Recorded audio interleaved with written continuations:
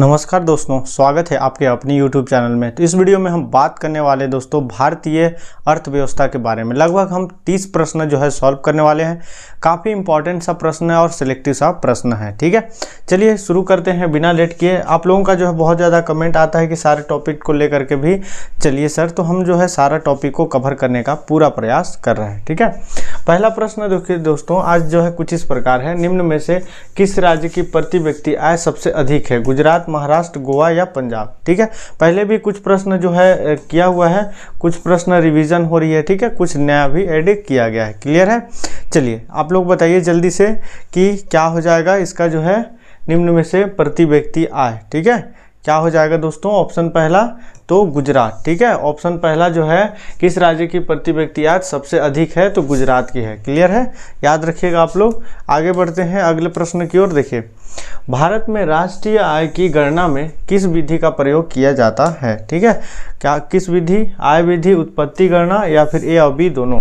क्या हो जाएगा दोस्तों इसका राइट आंसर? तो ए और बी दोनों। क्लियर है, चलिए आगे देखते हैं। हिंदू वृद्धि दर जो है किससे संबंधित है? ठीक है, हिंदू वृद्धि दर जो है किससे संबंधित है पूछा जा रहा है। क्लियर है? चलिए बताइए क्या हो जाएगा हमारा हिंदू वृद्धि दर किससे संबंधित? जनसंख्या, साक्षरता या प्रति व्यक्ति आय, राष्ट्रीय आय? किससे संबंधित है दोस्तों?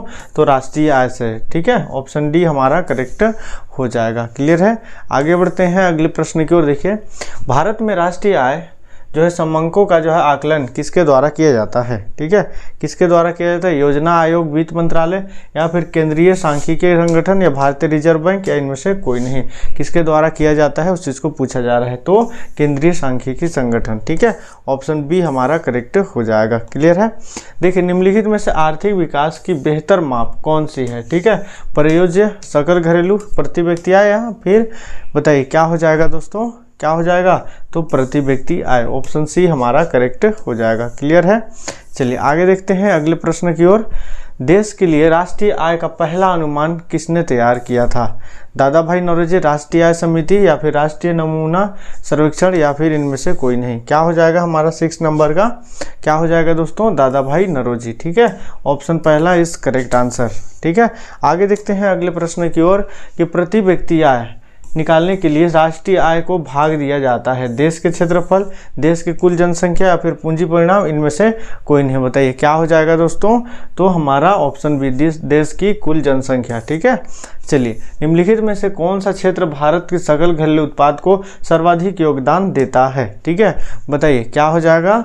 तो हमारा तृतीय क्षेत्र है ना, ऑप्शन बी करेक्ट आंसर हो जाएगा।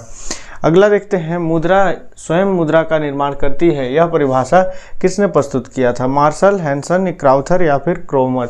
किसने प्रस्तुत किया था दोस्तों? क्या हो जाएगा? तो हमारा क्रोमर ने। ऑप्शन डी करेक्ट आंसर हो जाएगा। क्लियर है, चलिए एक एक चीज़ों को जो है थोड़ा आप लोग जरूर याद रखिएगा ताकि एग्जाम में आए तो सॉल्व कर पाए, है ना। देखिए, ग्रेसन का नियम निम्नलिखित में से किससे संबंधित है?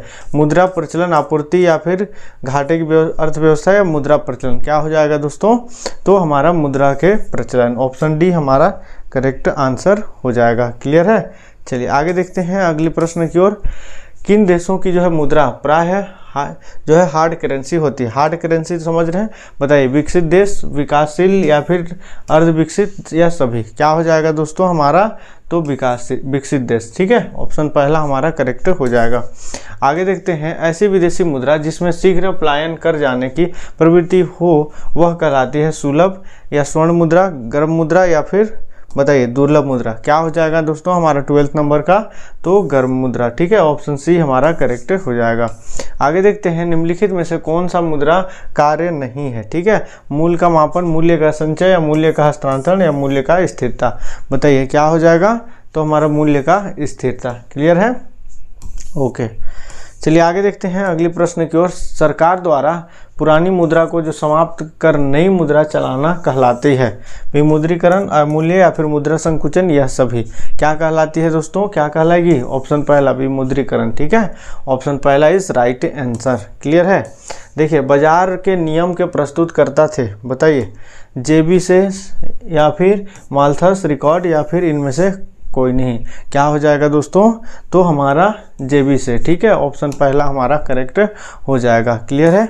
चलिए आगे देखते हैं। लगातार बढ़ती कीमतों की प्रक्रिया होती है, बताइए मुद्रास्फीति, अति उत्पादन या फिर मंदी। क्या हो जाएगा हमारा 16 का, तो मुद्रास्फीति, ठीक है, ऑप्शन पहला हमारा करेक्ट हो जाएगा। देखिए मुद्रास्फीति के कारण सबसे अधिक हानि होती है किसकी, देनदार, लेनदार या फिर व्यापार वर्ग, यह सभी किसकी हानि होती है, उस चीज़ को पूछा जा रहा है, तो लेनदार को, ठीक है, ऑप्शन बी हमारा करेक्ट हो जाएगा। मुद्रास्फीति से लाभान्वित होता है, ठीक है, ऋणी या ऋणदाता, बचत करता या पेंशन करता। बताइए क्या हो जाएगा दोस्तों, तो हमारा ऑप्शन पहला करेक्ट हो जाएगा। क्लियर है। चलिए आगे देखते हैं। निम्नलिखित में से कौन मुद्रास्फीति के नियंत्रण की विधि नहीं है, ठीक है, बताइए मुद्रा की पूर्ति पर नियंत्रण, वस्तुओं की राशनिंग या फिर मांग पर नियंत्रण या ब्याज दर की कमी। बताइए 90 नंबर क्या हो जाएगा, ब्याज दर में कमी, ठीक है, option D correct answer. Gilt एल्ड बाजार किससे संबंधित है, बताइए दोस्तों किससे संबंधित है, किससे संबंधित है, तो सोना चांदी से, ठीक है, ऑप्शन पहला हमारा करेक्ट हो जाएगा।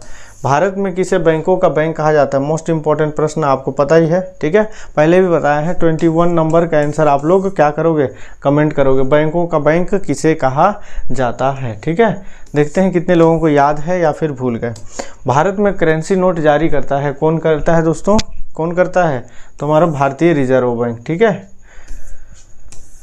अगला प्रश्न है, निम्नलिखित में से किस बैंक में जो है कोई व्यक्ति अपना खाता नहीं खोल सकता। बताइए कोई व्यक्ति अपना खाता नहीं खोला सकता, क्या हो जाएगा, भारतीय रिजर्व बैंक, ठीक है, ऑप्शन जो है सी करेक्ट हो जाएगा। क्लियर है।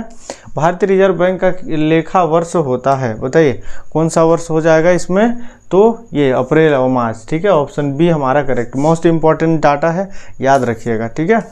देखिए बैंक नोट प्रेस कहाँ स्थित है, नासिक, मुंबई, देवास, कहाँ पे स्थित है दोस्तों, क्या हो जाएगा हमारा 25 का, तो देवास में, ऑप्शन सी हमारा करेक्ट हो जाएगा। भारतीय औद्योगिक पुनर्निर्माण बैंक की स्थापना किस वर्ष की गई थी, बताइए किस वर्ष की गई थी, बताइए किस वर्ष, तो हमारा 1985 में, ठीक है।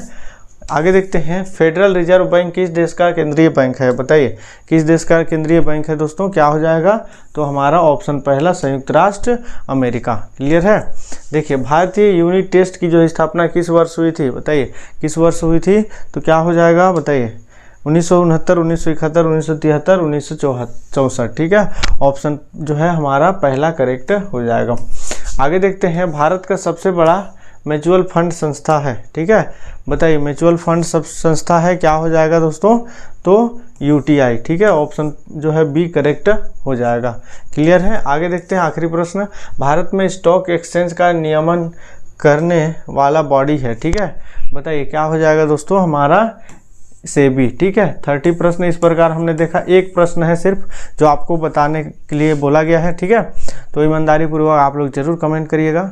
क्लियर है। मिलते हैं नेक्स्ट नॉलेजेबल वीडियो के साथ, अभी के लिए जय हिंद।